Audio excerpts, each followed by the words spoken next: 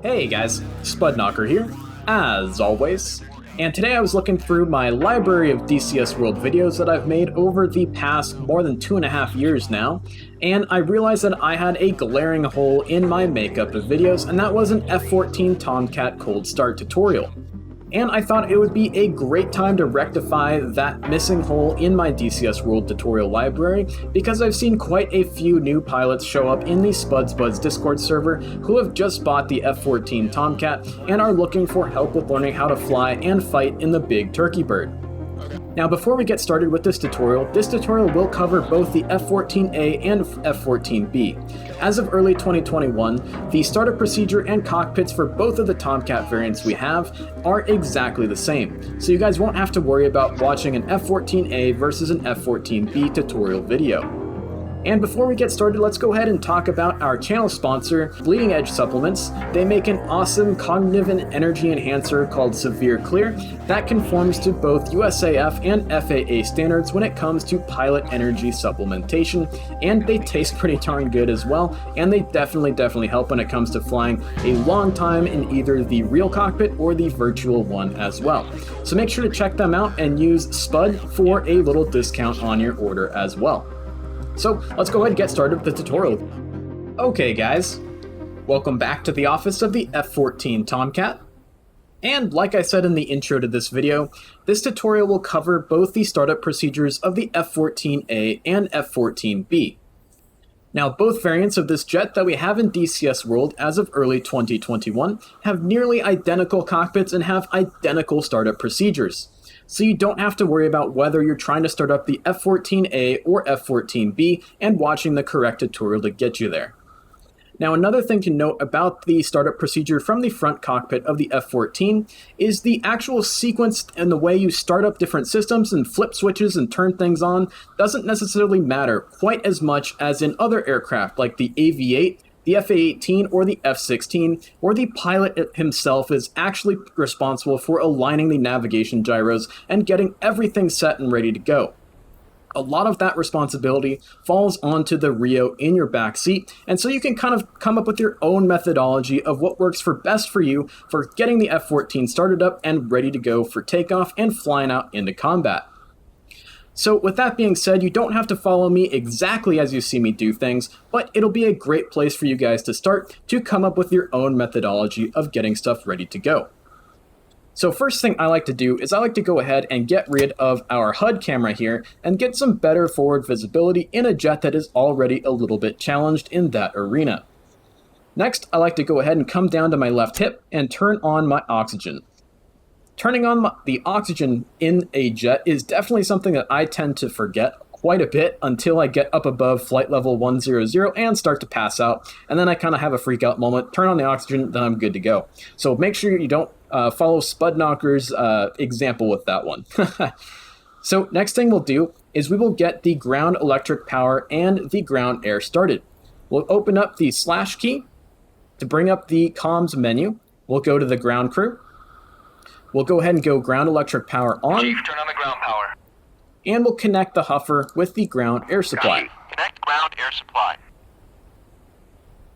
This was one of the main reasons the Navy wanted to get rid of F-14s at the end of its service life, is because it required so much ground equipment to just get the jet started up, whether at a naval air station, at an Air Force base they visit, or on an aircraft carrier itself. It's a lot less equipment that they gotta lug around.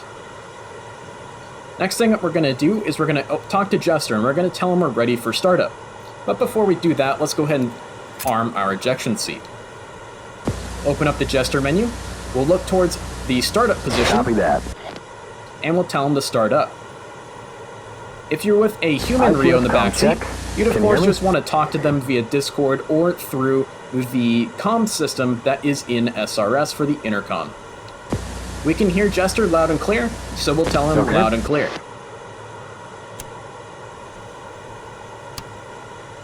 And before we actually crank an engine, we'll wait for Jester to go ahead and close the canopy, so that way it won't get too loud in here in this shelter at Incirlik Air Base in Turkey. Check.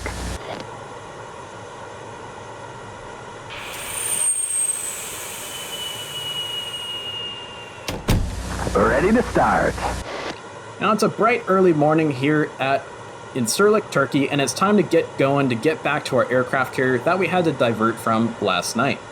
So first thing we're going to do is we're going to go ahead and crank the right-hand engine first with a right click on the engine crank switch.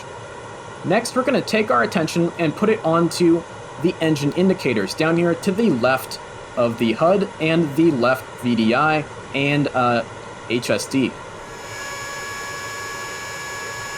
And once we get the RPM stabilized at around 20%, or where this white bar hits the little R symbol next denoting the right-hand engine, we can go ahead and click on our right throttle and bring it up into the idle detent, and we can see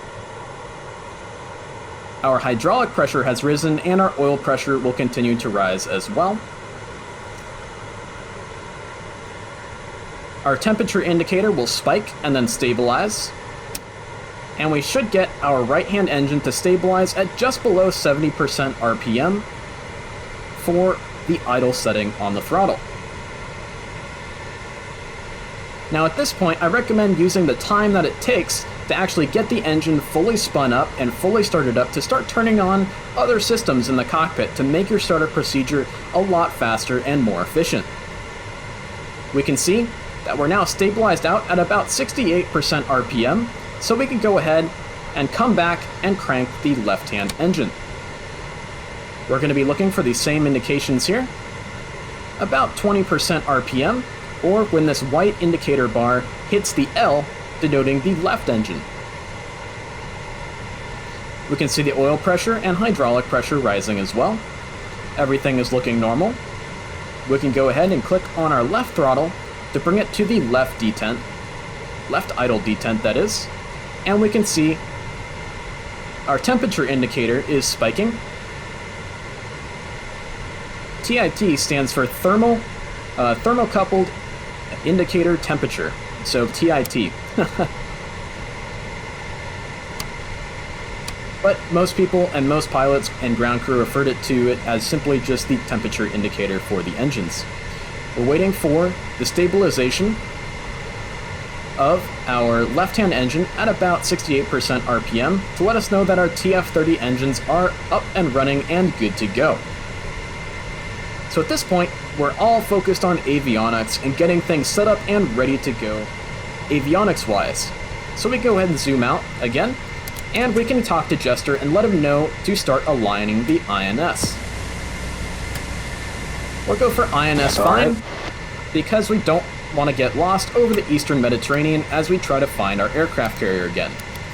We go ahead and clear out that master caution, and at this point we can start looking at our caution and advisories panel to see what we should do next. Biggest thing here is going to be our KDEC, our wing sweep, and of course our roll, yaw, and pitch SAS or stability augmentation system. So we can get rid of a bunch of those cautions by simply turning on our roll, yaw, and pitch stabilization augmentation system. What that's going to do is, based on the angle of attack, airspeed, and the roll rate, a bunch of different factors that is taken in by the KDEC, it's going to dampen out some of those control inputs that we put in.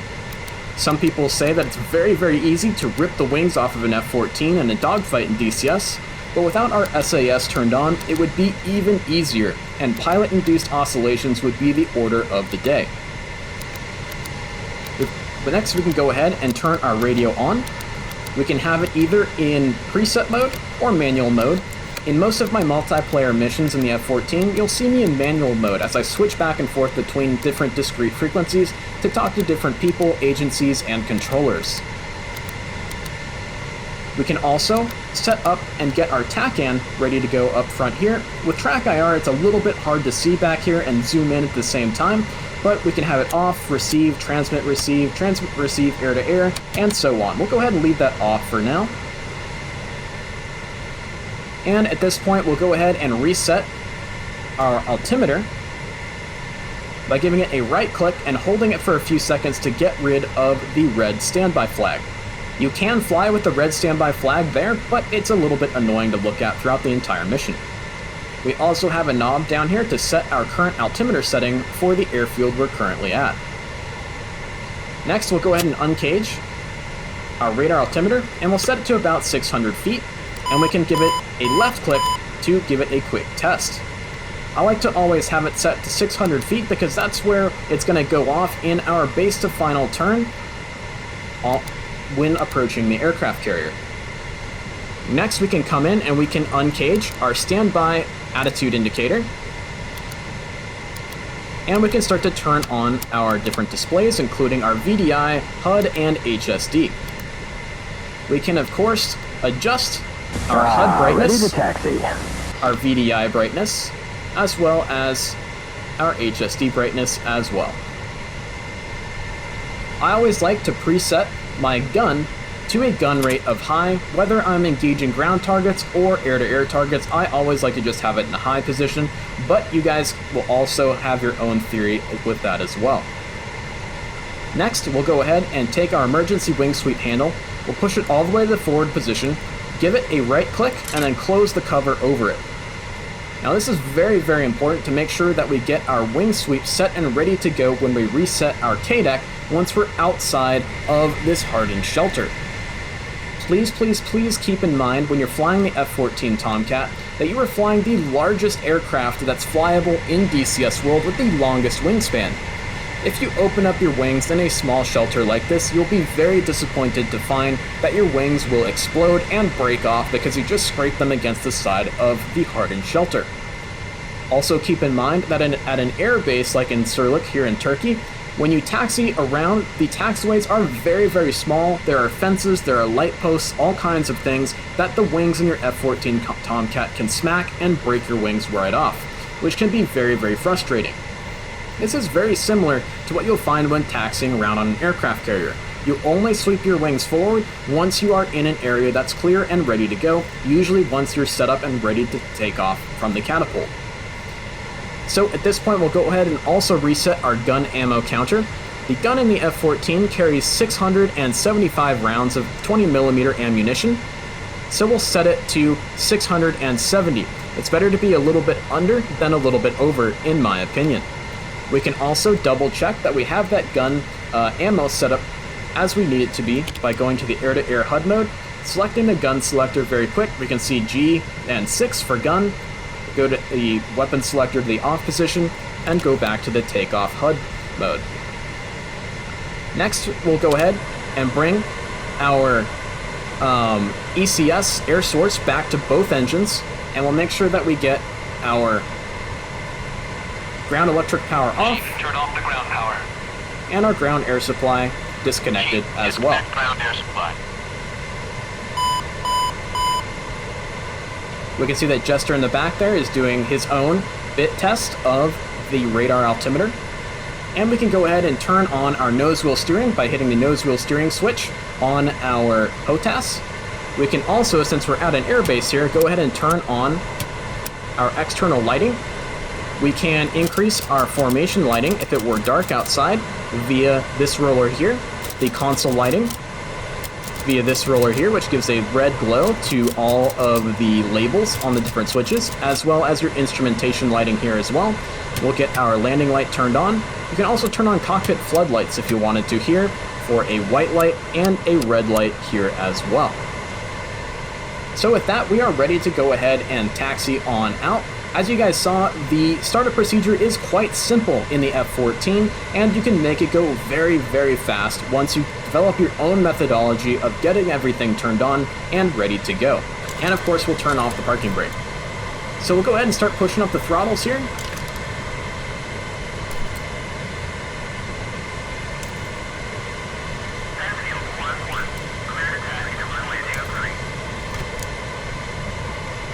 Now taxiing with the F-14A with the TF-30 engines is a little bit more challenging than with the F-14B, as the jet needs a bunch of throttle to get it to move, but then at the same time it likes to get away from you, and you'll need to definitely retard those throttles again and try to find a happy medium. When you're taxiing at a very tight quarters airbase here at Incirlik or on the aircraft carrier, you just want to make sure that you're always staying on the center line, which is very easy in the F-14 because that nose wheel is more or less right underneath your ejection seat. So we'll just make sure we're right close on the center line to make sure we don't smack our wings on these fences or light posts that are right on the left and right hand side of this taxiway.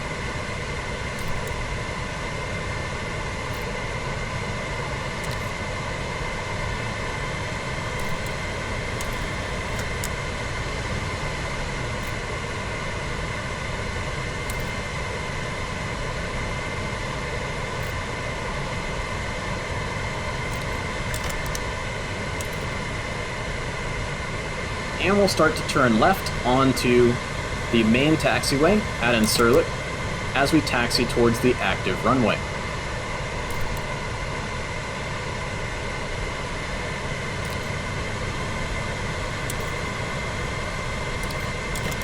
And at this point we can go ahead and reset our KDEC